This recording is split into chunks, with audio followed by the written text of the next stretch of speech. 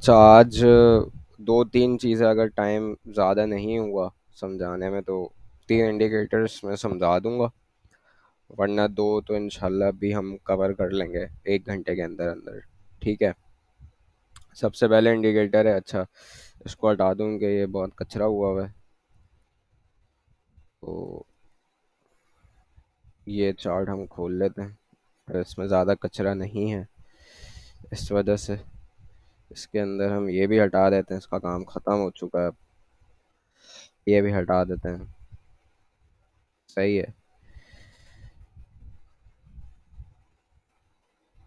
तो मैं आपको पहले बताऊंगा आरएसआई के बारे में, जो कि इतना कोई रॉकेट साइंस नहीं है। आप यहाँ पे जाओगे, इंडिकेटर लगाओगे, ये मैंने अपने फेवरेट्स के अंदर भी रखा हुआ है, बट मैं यहाँ पे इसको यूज़ नहीं करता, मैं इसको डायरेक्ट बाइनेंस के ऊपर लगा देता हूँ।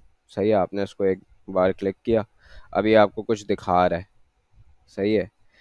आपने इस पे कर देना है डबल क्लिक, ये आपको एक्सप्लोर हो जाएगा, बड़ा होगा। ठीक है। अच्छा, ये अपडेटेड वर्जन है, इसके अंदर सिंपल मूविंग एवरेज भी इन्होंने दिया हुआ है। मैं इसकी कुछ सेटिंग्स करूंगा क्योंकि ये थोड़ा कॉम्प्लिकेटेड हो जाता है जब सिंपल मूविंग एवरेज भी इसके अंदर ऐड हो जाता है ना। ये अपडेट हुआ है ट्रेडिंग व्यू के ऊपर। तो आप इसकी सेटिंग करो, इस पर डबल क्लिक करो। सही है। इसकी लेंथ 14 ही रहने देनी है। और ये मैं कैसे हटाऊंगा, एक सेकंड रुकना। अच्छा,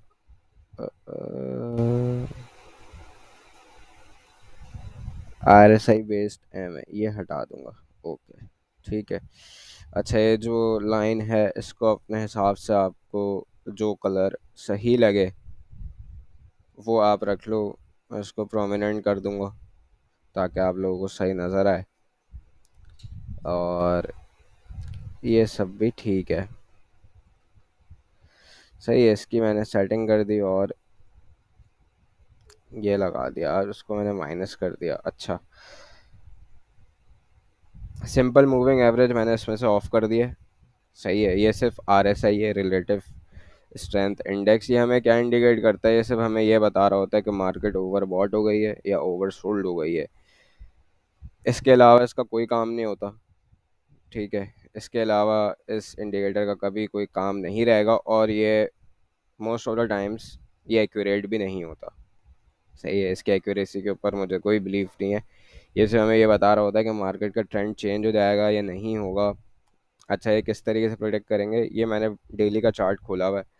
अब इन एक्यूरेसी पहले मैं बता दूं, ये देखो, ये कैंडल आई थी, इसने यहाँ पर इसको ओवर सोल्ड नहीं किया। अच्छा, पहले आपको लेवल्स बता दूं ओवर सोल्ड का क्या। ये देखो, ये अगर आप इसको देखो तो हमारे पास ये ज़ीरो से लेकर, इधर है मेरा कर्सर, ठीक है, इस ज़ीरो से लेकर 100 तक जो है इसकी रेंज है हमारे पास RSI की। ये बीच में जो बॉर्डर है, ये जो इसके अंदर ये मूव कर रहा होता है, ये 30 से लेकर 70 तक का होता है। सही है। हमें इसी के दरमियान देखनी होती है चीज़ें। अगर RSI कभी भी किसी कॉइन की ज़ीरो तक नहीं जाती, अगर ज़ीरो तक चली जाएगी तो वो कॉइन ही वैनिश हो जाएगा, वो मार्केट से गायब हो जाएगा कॉइन। सही है। और अगर 100 तक भी मैंने नहीं देखा आज तक किसी भी कॉइन के अंदर, कि वो 100 तक डेली के टाइम फ्रेम के अंदर पहुंचाओ, कभी भी नहीं पहुंचते, क्योंकि मार्केट उससे पहले ही नीचे आना शुरू कर देती है। जो भी कॉइन होता है वो नीचे आना शुरू हो जाता है। अच्छा, हम जिस रेंज के अंदर बात करते हैं, हम देखते हैं ये 20 का रेंज, 30 का रेंज, और ये पूरा 40 50 60 70 और 80 हमारे पास मैक्सिमम है। हम 20 से लेकर 80 तक ऑब्जर्व कर रहे होते हैं। 100 बहुत ज़्यादा मैक्सिमम है, यहाँ तक नहीं जाता, और 0 बहुत ज़्यादा मिनिमम है। यहाँ पर अगर चला जाएगा तो कॉइन वैनिश हो जाता है। तो हम इसके दरमियान ही देखते हैं। अच्छा, जब भी किसी भी कॉइन की RSI, भले कोई से भी टाइम फ्रेम में अगर आप देख रहे हो, अगर 20 से नीचे आ जाती है तो वो कहलाता है ओवरसोल्ड।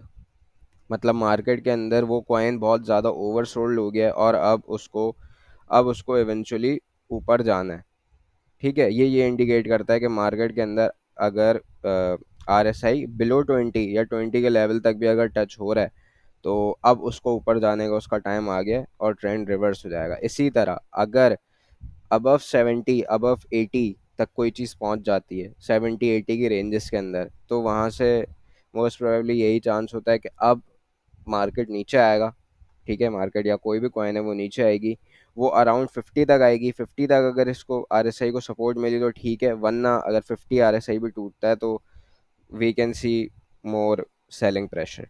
ठीक है, ये इंडिकेट कर रहा होता है। अब आपको ओवर सोल्ड ओवर बॉट के कॉन्सेप्ट समझ में आ गए होंगे कि 70 से ऊपर निकला ओवर बॉट हो गया, 20 से नीचे आया ओवर सोल्ड हो गया, बीच में घूम रहा है तो कोई इसका खास फायदा नहीं है, मार्केट नॉर्मल मूव्स ले रही होती है। अब ज़रा मैं आपको डेली के टाइम फ्रेम पे दिखाता हूँ, फिर आवरली पे भी दिखाऊंगा और 4 आवरली पे भी दिखाऊंगा। ठीक है, ये मैंने रून का चार्ट खोला हुआ है। इसकी इनएक्यूरेसी की जो मैं आपको बात कर रहा था वो आप ये देख लो कि मार्केट में अगर कोई पैनिक सेलिंग होती है, कोई डंप आता है, तो ये उसको प्रिडिक्ट नहीं कर सकता। ठीक है, इसके अंदर वो कैपेबिलिटी नहीं है। अब ये जो हमारे पास कैंडल फॉर्म हुई थी 4 दिसंबर की, तो आप इसको देख लो कि अगर मैं यहाँ पे इसकी आरएसआई देख रहा होता तो मुझे ये लग रहा होता है कि यार चलो हाँ इसको और नीचे जाना है, बट इतनी मैसिव सेलिंग हुई है उसके बाद भी ये जाकर इसको यहाँ से भी नीचे आना था। ठीक है, ये ओवरसोल्ड पे नहीं आया, ये ओवरसोल्ड पे नहीं आया। इसने बोला कि मार्केट और ओवरसोल्ड होगी, यहाँ आया है, देखो 20 के लेवल के ऊपर इसने तकरीबन टच किया, सॉरी 30 के लेवल के ऊपर इसने तकरीबन टच किया, यही कंसोलिडेट होता रहा। थोड़ा सा ऊपर गया, मार्केट ओवरबॉट होना शुरू हो गई, यहाँ से वापस नीचे आ गया। सही है, अब आप देखते रहो, ये इस 50 की आरएसआई को ब्रेक नहीं कर पा रहा था कि इसको ब्रेक करे और ऊपर जाए। अच्छा, यहाँ पे अगर आप देखो, जब इसने अपना ऑल टाइम हाई अराउंड 17 दिया था तो एक बार इसने यहाँ आरएसआई दिखाई थी जो ओवर सोल्ड ओ सॉरी ओवर बॉट हो गई थी, 70 के रेंज से निकल कर 80 कहाँ तक आई, 82 तक आ गई थी। तो इसका यही मतलब था कि अब इसको रेस्ट चाहिए, आरएसआई को ठंडा होना ज़रूरी है। ये स्ट्रेट 100 पे कभी नहीं जा सकती। बहुत, मैंने नहीं देखा आज तक कि 100 पे किसी भी कॉइन का गया हो आरएसआई। ठीक है, तो यहाँ से इसको कूल डाउन होना इसका लाजमी था। तो हम अगर हम लोग स्ट्रेट के अंदर होते तो हमें पता होता कि यार बस इसने ये जो कंसोलिडेशन का एक टाइम फ्रेम कह लो, फॉर सपोज जो इसकी रेंज है, जो ये हाईलाइटेड रेंज है, यहाँ से ये ऊपर निकल गया था, तो अब इसको बेचना है। अब इसको बेचना है अनटिल एंड अनलेस हमें वापस मार्केट के अंदर मोमेंटम नहीं नज़र आए कि वापस ऊपर जा रहा है। तो अब हमने यहाँ पे बेच दिया होता है इसको। यहाँ पे अब हमें कैंडल स्टिक के पैटर्न्स भी हमें पता होने चाहिए, कैंडल की फॉर्मेशन भी पता होनी चाहिए, और आरएसआई के साथ आरएसआई अकेले कोई हेल्प नहीं करता, सिर्फ ये बताता है ओवरबॉट और ओवरसोल्ड कब हो गई है। उसके अलावा हमें बाकी इंडिकेटर से देखना होता है कि मार्केट में एंट्री कब लेनी है। तो अब हमें ये इस कैंडल ने ये इंडिकेट कर दिया था कि कैंडल स्टिक के पैटर्न से पढ़ाऊंगा कि ये इंडिकेट कर दिया था कि यहाँ से वापस मार्केट एक ऊपर जाने वाली है, जबकि आरएसआई हमें बता रहा था कि मैं ओवरबॉट होकर बैठा हूँ। सही है, उसके बाद भी आप देख लो कि ये 1 2 3 4 5 6 दिन तक मार्केट कंटिन्यूसली ऊपर गई है, और दोबारा दोबारा हमें जो है 82 का लेवल देखने को मिला है। अच्छा, जो पैटर्न्स होते हैं ना वो हर इंडिकेटर के अंदर भी फॉर्म होते हैं, जो मोस्टली लाइन इंडिकेटर्स होते हैं, तो इसके अंदर भी आप ये कह सकते हो डबल टॉप फॉर्म हो गया, कह सकते हो। और ऐसा होता है जब डबल बॉटम भी फॉर्म होता है तो यही सीन होता है। अच्छा, तो उसके बाद आप देखो मार्केट यहाँ से नीचे आती गई आती गई आती गई, और आने के बाद आने के बाद ये भाई साहब यहाँ पे इन्होंने कह दिया था। अच्छा, ये देखो, जब हमें 1 मार्च को ओवरबॉट की तरफ जा रही थी आरएसआई, मैंने कहा था कि यार इसको थोड़ा ठंडा होना लाजमी है, फिर हमने 6 7 दिन देखा था कि डिक्लाइन एक आया और उसके बाद अभी ऊपर गई। अब क्या प्रिडिक्ट कर सकते हैं इससे? ठीक है, ये अभी कैंडल की फॉर्मेशन बिल्कुल अच्छी नहीं हो रही है जो बना रहा है। इट इज इनवर्स हैमर तो नहीं है यार, इसको क्या कहते हैं, इसको कुछ कहते हैं, मतलब ये कैंडल अच्छा नहीं बन रहा। सही है, डेली के टाइम फ्रेम के ऊपर रून की मैं बात आपको बता रहा हूँ। तो अगर ये ऐसे ही क्लोज होता है, ऐसे ही क्लोज होता है, तो हो सकता है कि मंडे को अगर इसकी भले अपग्रेड हो या कुछ भी हो, तो ये हम इसको नीचे आता हुआ देखें अराउंड 6.8 लेवल पे दोबारा। सही है, और आरएसआई भी हमें यही बता रहा है कि ये देख लो 80 के लेवल के ऊपर तकरीबन टच हो गया और थोड़ा सा अब करेक्शन ले रहा है। तो मैं क्या चाह रहा हूँ, मैं ये चाह रहा हूँ कि आज और कल के दिन ये कंसोलिडेट करे, ये आरएसआई वापस अराउंड 70 के लेवल के ऊपर आए, रीटेस्ट कर दे, क्योंकि स्ट्रेट ऊपर तो नहीं जाएगा ये बात तो पता है। तो ये थोड़ी सी हमें नीचे देखने को मिले, यहाँ तक आए और उसके बाद दोबारा एक पीक मारे अराउंड 12 13, वहाँ पे हम मार्केट ये अपना कॉइन जो है एग्जिट कर देंगे। तो ये इससे सिर्फ ओवर, अब देखो ये ओवर बॉट हो गया कॉइन ना, कल से अब तक डेली के टाइम फ्रेम पे ओवर बॉट हो चुका है, तो इसको प्रोबेबली नीचे आना है। साथ में अगर आप इसका 4 आवर का टाइम फ्रेम देखो तो यहाँ भी देख लो कि अच्छा, ये देखो ये यहाँ से ऊपर गया था, उसके बाद अब ये नीचे आना शुरू हो गई है, जो कि बहुत अच्छी बात है। ये स्ट्रेट ऊपर नहीं जाए तो बहुत अच्छी बात है, इसको करेक्ट होना बनता है। अब ये देखो यहाँ पे ऊपर गया था, ओवरबॉट हो गई थी, नीचे आया, ओवरसोल्ड, ओवरसोल्ड तो नहीं हुई, सोल्ड हो गई, ठीक है। यहाँ से वापस ऊपर गया, फिर अराउंड ओवरबॉट का एक सिनेरियो बन रहा था, यहाँ से फिर नीचे आ गया, सोल्ड का सिनेरियो बन गया, यहाँ से फिर ऊपर गया, ओवरबॉट का सिनेरियो बना। तो अब ये एक्सपेक्टेशन है कि ये अराउंड यहाँ तक आएगा, अराउंड $7.98 आ सकता है, तो दोबारा आपको एक बाइंग अपॉर्चुनिटी मिलेगी। तो ये आरएसआई का टोटल ही है। अच्छा, आरएसआई के अंदर डाइवर्जेंस भी बनती है और कन्वर्जेंस भी बनती है। ये दोनों थोड़े ऊपर के लेक्चर हैं, ताकि अब अभी आप जितने भी नए हो, जो पुराने उनको तो पता होगा कि बुलिश डाइवर्जेंस क्या बन रहा होता है और बेयरिश कन्वर्जेंस, ये जो भी चक्कर होते हैं ये किस तरह फॉर्म होते हैं, ये आरएसआई से हम देखते हैं।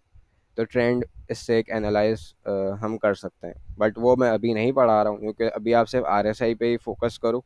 इसको देखो कि ये हर टाइम फ्रेम के अंदर किस तरीके के पैटर्न्स बना रहा है और कहाँ जाकर ओवरसोल्ड हो जाता है, और उसके बाद वाकई मार्केट नीचे आती है या नहीं आती। सेम अगर हम बीटीसी की बात कर लेते हैं, बीटीसी पे ये चीज़ देख लेते हैं।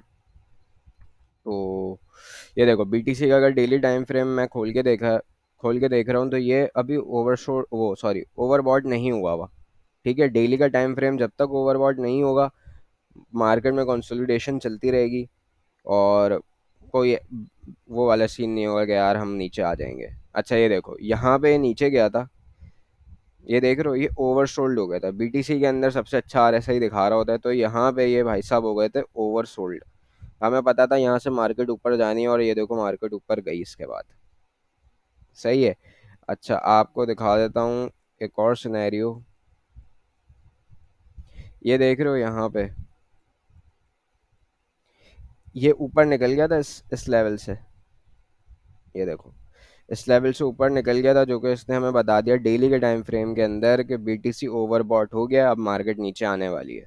ये हमें बता दिया, तो हम यहाँ पे बेच के बाहर आना था मार्केट को 67,000 के लेवल पे। फिर एक बार 69 पे गया, जो कि ठीक था, एक पुल बैक उसने लिया, बट उसके बाद से आपने खुद देखा कि मार्केट नीचे आई। तो ये इंडिकेटर हमें बताता है। और यहाँ पे देख लो, ये ओवरसोल्ड हो गया था, तो अब हमें एक वापस एक ऑल टाइम हाई लगाने के लिए जाना है आरएसआई का, ठीक है। तो ये अराउंड मेरे हिसाब से अराउंड 50 के लेवल के ऊपर बनेगा, 50 से 56 के लेवल के दरमियान ये बनेगा, कि यहाँ से हम ऊपर जाएंगे। वहाँ पे हम देखेंगे कि मार्केट किस टाइप की डायरेक्शन ले रही है, और फिर हम वहाँ से मार्केट अगर एग्जिट करना होगा या शॉर्ट लेना होगा तो फिर हम तब लेंगे। बट अभी के लिए इट इज़ जस्ट कंसोलिडेटिंग, और यही सिनेरियो के with in the next few days ये हमें ऊपर देखने को मिलेगा, ये यहाँ से नीचे नहीं जाएगा इंशाल्लाह ताला। ठीक है, ये आरएसआई का लेक्चर था। आप लोगों को आई होप सब समझ में आया हो जो मैंने बताया। इसके रिगार्डिंग अगर कोई क्वेश्चन है तो आप मुझसे कर लो। अच्छा, मैं ये रिकॉर्डिंग स्टॉप कर रहा हूँ, फिर दूसरी रिकॉर्डिंग करता हूँ आपको, इसमें मैं आपको 4 EMA का सेटअप समझाता हूँ कि क्या होता है। ठीक है, जब तक आप यहाँ क्वेश्चंस अपने पोस्ट कर दो, फिर मैं जब तक रिकॉर्डिंग सेव करके अपलोड कर रहा हूँ, फिर मैं आपके क्वेश्चंस पढ़ता हूँ कि अगर इसमें से कुछ समझ नहीं आया आरएसआई का, तो फिर मैं उसको समझा देता हूँ। ठीक है, यहीं पे रहना, जाना नहीं कहीं।